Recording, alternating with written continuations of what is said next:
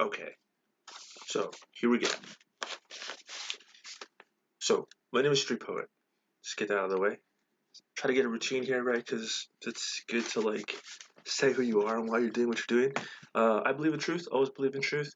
I'm a creator, and I am specifically the creative mind behind a series of stories that I call Dakota of Eternity.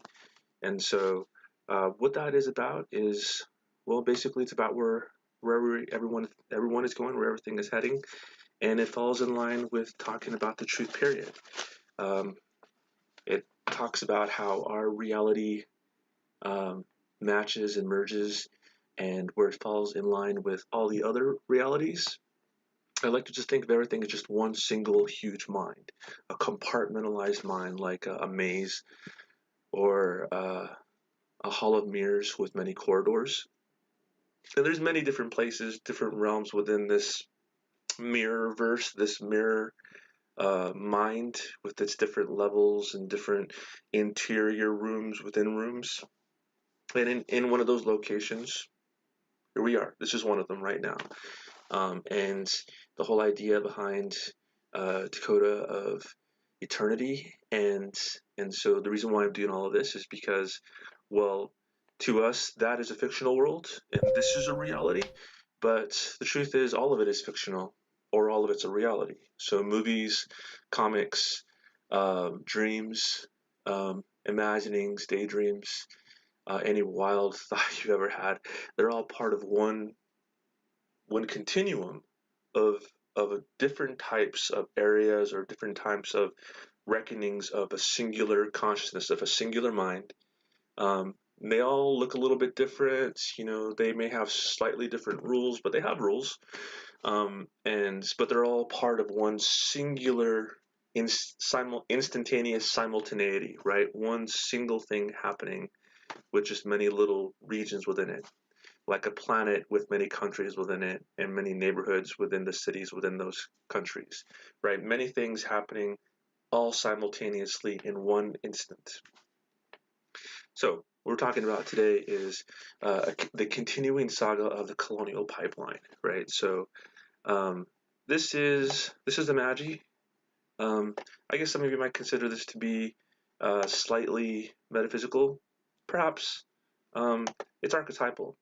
And so this is just an example of how what is really happening, who we really are, can be understood as layers, right? So like a planet with a surface below, we understand, we've been taught in school that, there's a mantle, there's a core, there are these regions within the sphere of our planet um, which define different types of the same one planet, but they're just different environments, right? Of course, it turns out that understanding of what the planet is like is completely erroneous, or just so distractingly off the mark that it's a disservice to all of us to think of our planet as nothing more than just a big molten ball of iron sitting on molten magma, and then this little tiny surface on top of it.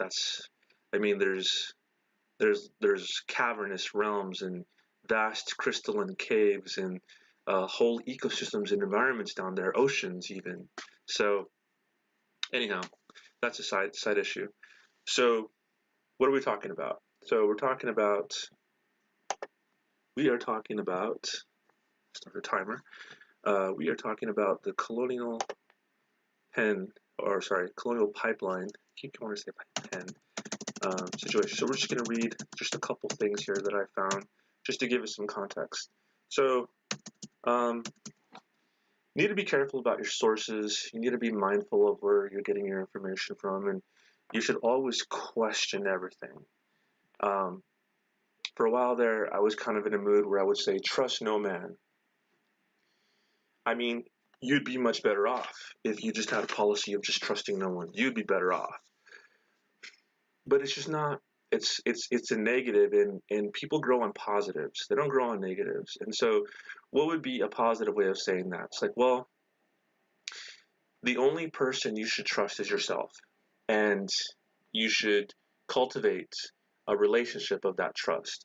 So you can trust yourself and make a bad decision, but then learn from it, but don't stop trusting yourself. Continue to refine your ability to understand what is happening and to develop better decision making skills, but always trust yourself. Before anything else, before anyone else, trust yourself. You must cultivate a relationship with your intuition. That's the most vital thing. It doesn't matter. Information is irrelevant. What you think is true about the world and the universe and life and death is irrelevant. Everything starts from that one kernel, that one truth. You must cultivate a strong, vibrant, healthy relationship with your intuition. You have to. So, Alex Jones, being who he is, gotta take him as a grain of salt. I remember listening to him as a kid, as someone much younger than my current self, many years ago, uh, cutting my teeth on conspiracies and that, and Coast to Coast, which was a lot of fun. Now it just seems kind of, the show just kind of seems really elementary. Just, but it was fun at the time, and just YouTube in its early days was a lot wilder. That whole environment was just so much more free at the beginning, before it became so corporatized, before everything became so regimented, before everything became about structure and advertisement dollars and a unified message that could be easily bought and sold to a mainstream audience. But there is something to be said for the idea of the middle, right? Because I think if you are inclined to believe the truth as being something that you must independently make your own decision on, right? You must come to your own conclusions to know what is actually happening, and that you're more willing to take your own analysis over dogma, over the mainstream. Then you're kind of on the fringe, right? You don't represent the average person. The average person doesn't want to think about these things, or they have been trained or indoctrinated to not. They have been schooled, literally. They have been manipulated, brainwashed into being willing servants of of of the party line, right? Step in line, be in the party line. So, but there's definitely you can question Alex Jones' sources and his motivations, and you should, because they're not pure. Nothing is, but that doesn't mean that there isn't some information that can be gleaned and some things of worth and merit that we could gain from it. So let's just read a little bit of this. So this is from InfoWars. The largest gasoline pipeline on the East Coast and the U.S. in general was shut down on Friday after its operators struggled to contain a cyber attack which threatened its systems. This is from several days ago. Obviously, this is kind of old news. I did check some other stories, and so where we are right now in the news cycle is that the the the pipeline is expected to go back into full production in the next several days.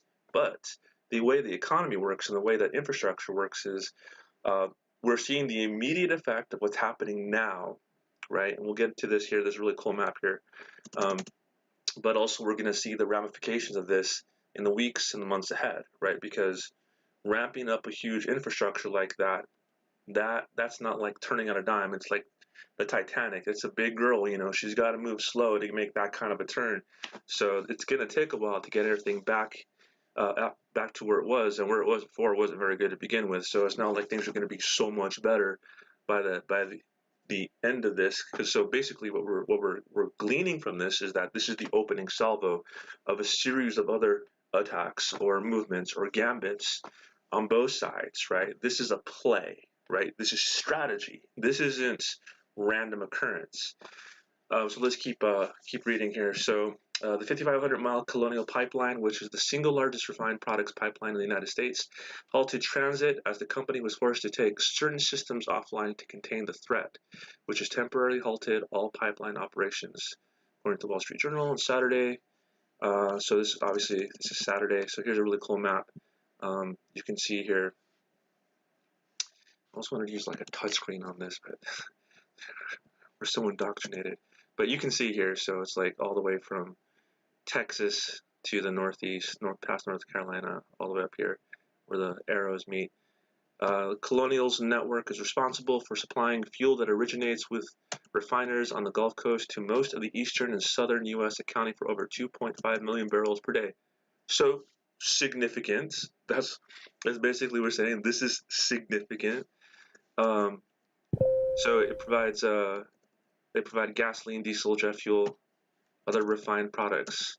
Uh, Other refined products would be things like plastics. I mean, petroleum products. They're not just used for cars, right? Actually, remember seeing a percentage or breakdown of per barrel how much actually is used for fuel. It's actually not very much. It's actually used in manufacturing. So this is going to have a lot of things that are actually manufactured. You know, things that end up in your food, things that your food comes in, right?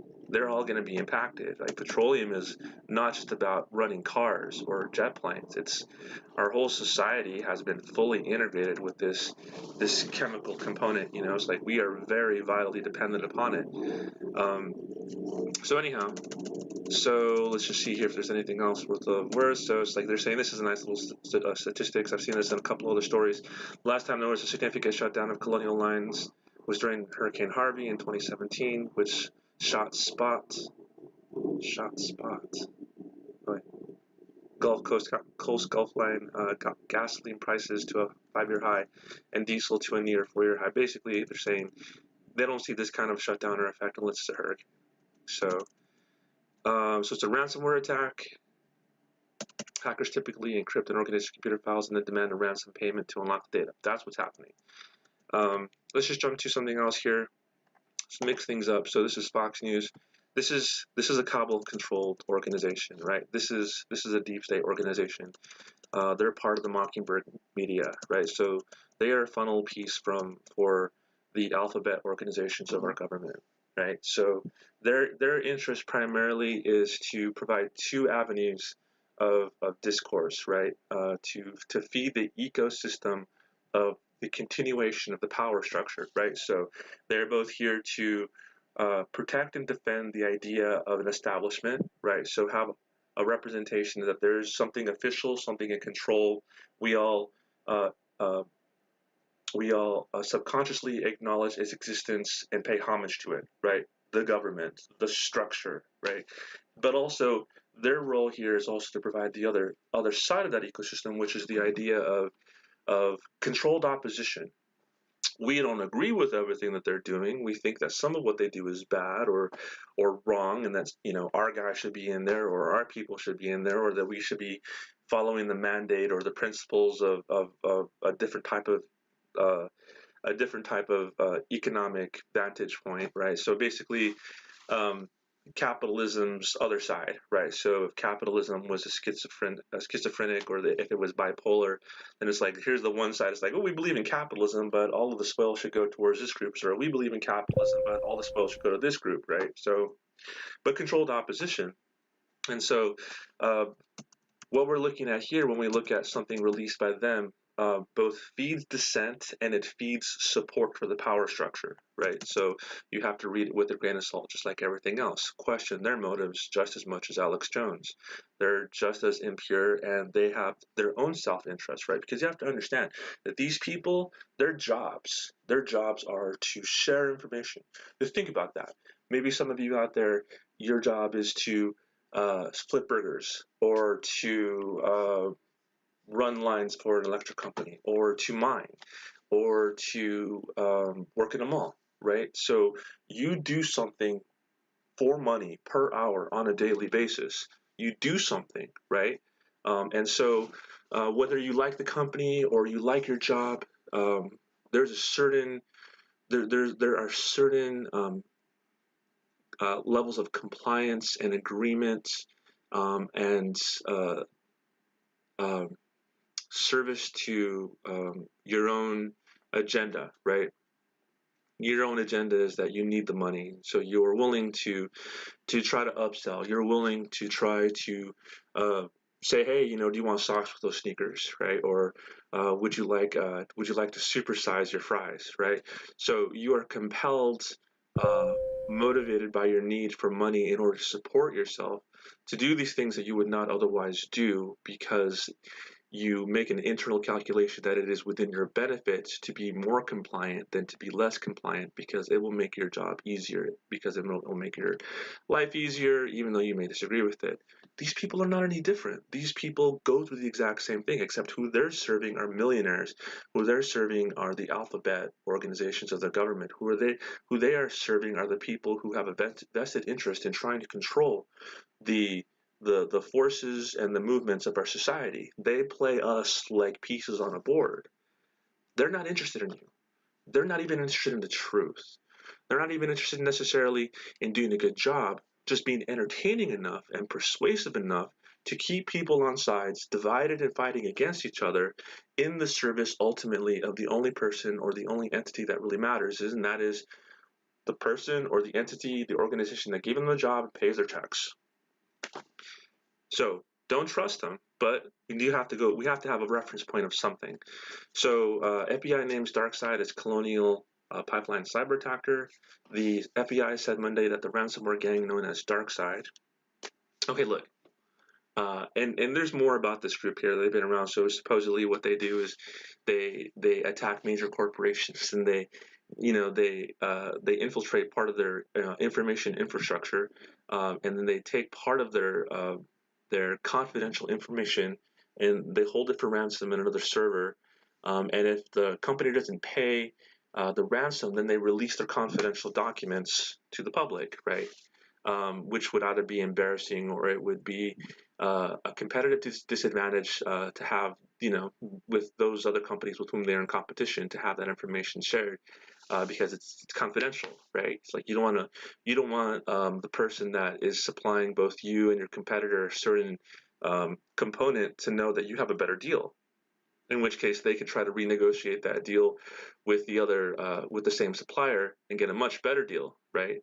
It's trade secrets. So let's just continue reading here. But anyhow, my point is this: you name yourself DarkSide. It's like, look, whether or not this group is benevolent or not is irrelevant. This group is clearly part of a larger ploy, right? Because what do we know for truth here? What do we know what's actually happening when we see something like DarkSide in the news? What do we know? There's a dark side. Okay, we all hear it. Collectively, we acknowledge it. It's like aliens. You ever seen an alien before? Some of you out there probably have. I'm not going to say I haven't, it's just not in the way that most people have, see them in dreams, interact with them in the subconscious, whatever. Aliens are not aliens, they're just versions of ourselves from the future, or they are just interdimensional entities or versions or echoes of different ideas of the mind and life forms and biology. They're way different than from what we've been told. Like, we have a very limited and elementary understanding of existence, period. We're just very, very, very crudely rudimentary. We have no idea what's going on. That doesn't mean there aren't people in this world that do, and that doesn't mean that there aren't things actually happening simultaneously with our civilization, where we're not actually, interacting with these other types of beings, other versions of ourselves, other planets even, like Mars or lunar bases or subterranean bases or DUMBs, deep underground military bases. All of these things are true. They're actually happening, and they will be exposed. But when you see something like this, right, you got to understand how consciousness works. And consciousness is basically saying, look, we say something enough times, loud enough, and then it becomes part of the collective understanding. And so when you know that, like for instance with the Time magazine article where they basically admitted that they were part of a cabal. They said it. It was the Time magazine article that there was a secret cabal of Facebook and Google and poll workers at poll sites, at ballot sites, where people were actually voting, media interests, and other corporate interests all working together to make sure that the former president Trump was not reelected. They said it. They seeded that in the consciousness. That was definitely a white hat operation there to have that disclosed. But also, it was also kind of a black hat operation to have that exposed, because they have an interest in controlling a narrative. If they know the truth is going to come out, they have an interest in in um, PR, like just massaging and controlling how that information is disseminated so that it can continue to support the narrative that they prefer, right? So again, time games. We're talking about you can't stop the future, but you can steer it towards your own advantage. So they're seeing the consciousness here with the idea that there's a group here that is dark and that they are doing things that are not a benefit to society. Except the one thing that they are definitely accomplishing, aside from all this hardship and grinding the coastline from Texas to the Northeast to a halt, or just causing massive disruption, is they are causing a lot of people to ask questions that they wouldn't be asking these questions, right? And if anything, it's just like to question the establishment, right? To question the party line, just to be questioning, right? To actually start thinking for themselves, to break themselves from the zombie-like fixation of their daily routines, and actually, it's like an alarm clock, like when you're in a deep dream and you begin to rouse yourself from deepest sleep. At first, you don't know what's happening. All that you know that's begin there's like a discomfort. There's a disarming, the convincing nature of the world, the opiate world that you are completely bought and sold into as being real, is losing its grip on you. It's wearing off. And so as it begins to wear off, you begin to notice more the things that don't make sense. And in the process of making those conclusions, you become more aware of your own awareness of it. And this is just waking up from a dream. Everybody does this. You begin to realize, I'm in a dream. And then the moment you realize that you're in a dream, you're waking up. You're waking up. It's exactly the same thing when it comes to what's actually happening with the world, right? They're seeding the consciousness. So let's just read a little bit more of this, just because this is from an establishment news organization. The FBI confirms that the dark side of ransomware is responsible for the compromise of the Colonial Pipeline networks. We continue to work with the company and our government partners in the investigation. Labeling the sophistication of the tools involved very high. This is where they talk about DarkSide announced existence in August 2020, right before an election. Isn't that really interesting? And claims it does not attack medical, educational, government targets, only large corporations, because that makes it okay, right? So they're painting this. This organization is positioning itself, at least in its press release, which is really interesting that this organization would have a public relations press release, but that they don't have a nefarious intent, right? They have a positive intention, right? So that right there should send off a lot of alarm bells, right there. That should really indicate something else is going on here, right? They are working towards the public benefit. Now, even things may look bad, they're saying specifically here, we're working towards a public benefit, right? And they're labeling themselves the dark side, right? So it's like they are specifically muddying their own intentions, but really, when we're talking about people who are willing to play a game on this level, you got to understand that for them, every single part of what they're doing is part of a disclosure. They're not just disclosing with what's actually happening with these corporations. They're fighting a war, but they're fighting an information war here, right? Because otherwise, why announce their own existence? Why attempt a press release? Why tell people, hey, we have a public positive good? We are aiming to assist people. Why do any of that unless what your true intention has everything to do with not money, not even corporations, but disclosure? And so then you have to say that every single part of what they do is disclosure. It is revealing something, bringing to your attention something that you would otherwise not be paying attention of. So I wanted to just, I was looking for some articles here. I just wanted to touch on another base of this. So we're talking about, rise in gas prices, in fuel prices, and what kind of effect that has on the economy, how that's going to affect food prices, how a fuel shortage and increase in fuel prices is going to lead to an increase in food prices and food shortages, and how that coupled along with inflation, which is predicted, like we're at the brink. There's no way to put it. I mean, it doesn't. You don't have to be Nostradamus to know what's coming. We're at the brink of a massive economic collapse. If you don't see that, if you're not preparing for that, if you don't, at least on some unconscious or subconscious level of your own reckoning, are not willing to admit that we are about to get hit with something massive, then you're just lying to yourself, and so you're asleep, and so you're just going to enjoy the next part of what happens because it's for you, right? It's intended to wake you up, to rouse you out of your sleep, if you can be. If not, I mean, some people will never wake up, but for the people who can wake up, the next part is for you. And so I was looking for some articles here that were just talking about just food crisis. Of course, since the pandemic, this has been an ongoing issue.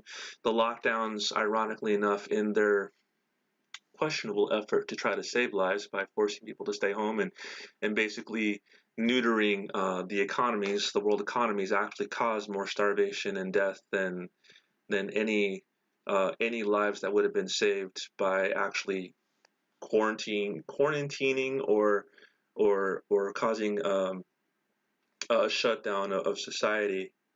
So this is nothing new, but places or media influencers and thought leaders like Tim Pool, which I enjoyed. I enjoyed Tim Pool. He's an interesting guy. He represents the middle. Primarily, what the reason why I like to watch him is because he represents that. Because this is what this stage of this information war is about: the middle. It's not about the sides, right? It's not about the sides. It's about the middle. Because there are those who believe what's happening for white hats and those who believe that it's happening for black hats, and they decided that their side is the good side and the other side is the bad side. They've chosen. It's not about convincing those people anymore. You've chosen a side. Good for you. Now this is about everybody in the middle. And despite what the media would have you think or what they would say, that's the majority of people right now. Most of everybody is right there. They know something's going on. They know something is happening, but they don't know who to trust. They don't know what to believe. They're just looking for honesty, really. They're just looking for information. They're just looking for something that becomes so undeniable that they're forced to choose a side, that they're forced to take into account. It's like, well, we can question the sources, we can question the motivations, we can question the authenticity or the accuracy of the information, but at some point, they will reach for themselves, and it'll be a different moment for everybody. But they will reach a moment for themselves where they will be forced to say, I have to make a choice. I have to go with this side or this side. I have to make a choice in my own self-interest that aligns with my best understanding of what I think is happening, because that is going to increase my rate of survivability, right? Because when it falls into a calculation of survivability, then that will be the real choice, and that will be the choice that needs to be made. Otherwise, the calculation that is being made right now is that it is in most people who reside within the middle. It is within their own self-calculation, with their own reckoning. It is their greatest percentage, or their greatest odds for survivability reside by not making a choice, by not making a decision, because they don't understand what's really happening yet. They don't know the game that's really being played, or they'd rather believe that it wasn't true until they have to confront the fact that it is. So didn't really find too much on it, but I wanted to mention Chin just because of what he was talking about. Really interesting stuff. Just I was amused by his own observation that there were reports in the media, because Tim is providing a really important resource. He really is, and you should check him out, and you should definitely watch his stuff, because he has a really sober and very clear way of looking at things. Um, and everybody has their part to play. So make your own decisions for yourself when watching him. I have my own disagreements, but for the most part, I enjoy what he does because he's very skilled at it. He's very good at it. He's very intelligent. He does a great job. And what he's doing is actually a vital service. He's doing something really important for society. And he does represent really well that middle ground. But he was surprised when he saw that what is happening right now with the Colonial Pipeline, what is happening with fuel shortages, rising gas prices, how this was mentioned in the media days before it occurred, but for reasons that were different in the stories that were days before this Colonial Pipeline. But that it's the the the the distance, or the what would be the word? How close those stories were to what actually happened, and how what happened was exactly what they were talking about, was more than a coincidence.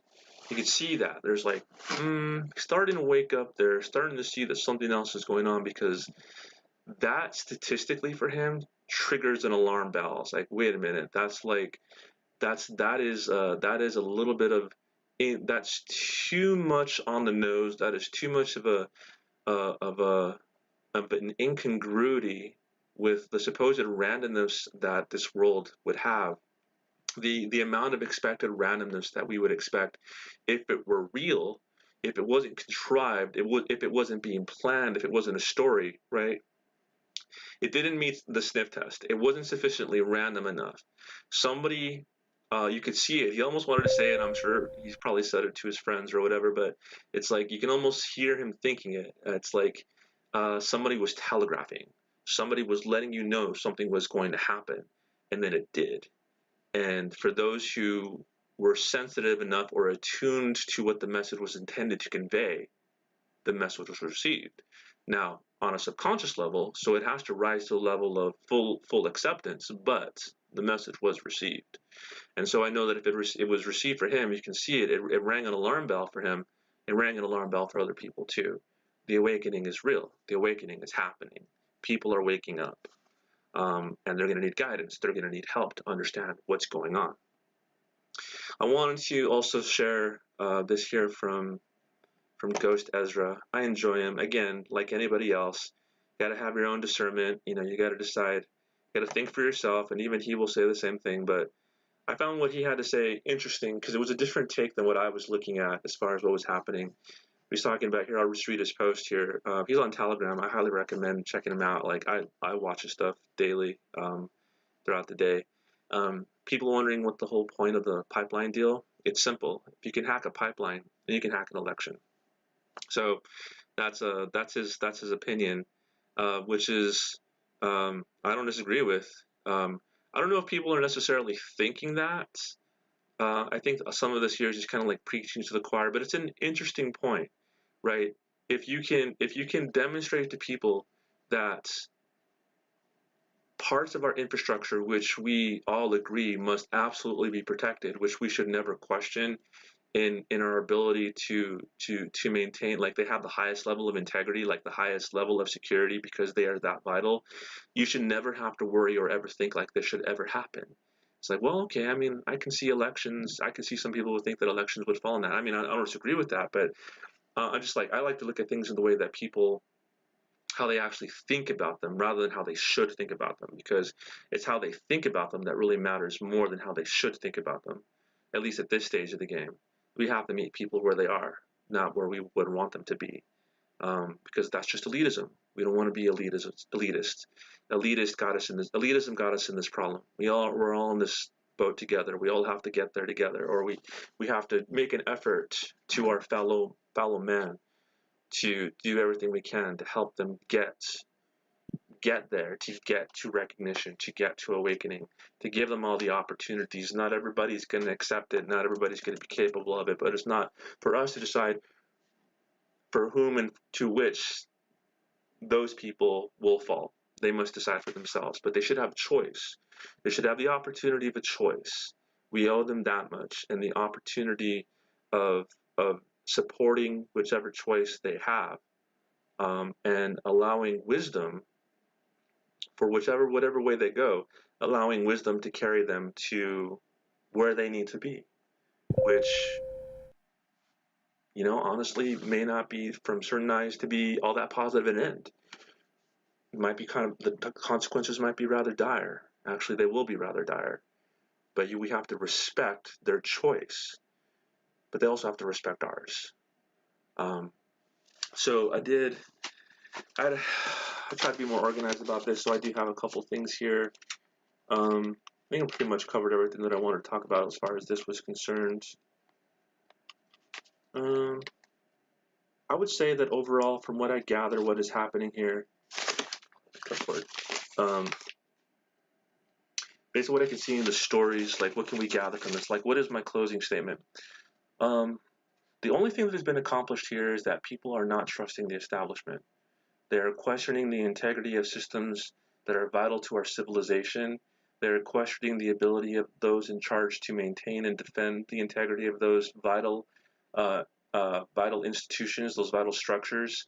They're seeing how fragile this world really is, and they are beginning to question the decisions that others are making for them. And they are beginning to prepare for something that they know is now being forecasted to them. They're seeing a disconnect between what is being reported by the media. Apparently, the New York Times has been doing a really bad job about reporting this. I've seen a couple of other shows on YouTube just in my analysis where they're talking about that. It's like, oh, that's really interesting. Um, I mean, that's definitely cabal establishment kind of control narrative. It's like, okay, so they made a play and the play was working against them. So even organizations which tend to be more liberal or news organizations or online outlets that tend to be more liberal or more against conservatives or definitely against Trump, right? Even they are breaking the line from what they are being told, and they are openly questioning it. And that's just the point, just to question it. Think for yourself. Think for yourself, right? Don't just automatically assume the legitimacy and the authenticity and the accuracy of what is being conveyed to you by the people who have a vested interest in maintaining a lie, right? By the people who have a vested interest in maintaining things as they are, rather than admitting and accepting and making adjustments for what is actually the truth, because power is supposed to be shared rather than collected, um, and and and uh, and isolated from others, right? So begin to see the motivations, or you can no longer deny the motivations of the people with whom you work with or the organizations that you work with, unless you agree with them and you are part of the problem. Otherwise, you will start to show some independence, and your growing disagreement will form a chorus of discord as the totalitarian grip on the consciousness of the people of the planet begins to break.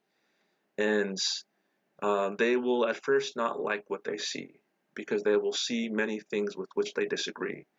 But they must first recognize that the reason why things got as bad as they did, the reason why things with which they agree were allowed to exist at all, was because they agreed with them. And their complicity was their ignorance, their complicity was their silence, their complicity was their compliance. So it's going to be a lot of catharsis. It's going to be a lot of discomfort. It's going to be a lot of really difficult times to remind people the power they have and the responsibility that they have to make a choice. So very interesting stuff. Um, so again, my name is Street Poet. We're just trying some experiments, just trying to get things going. And you know, my aim is to get us to the future. My aim is to get us to tomorrow. And what I appreciate is what I try to offer. Just an honest mind and just an honest take. Um, and just to end to elitism. So, thanks for joining me. Have a great day. Bye bye.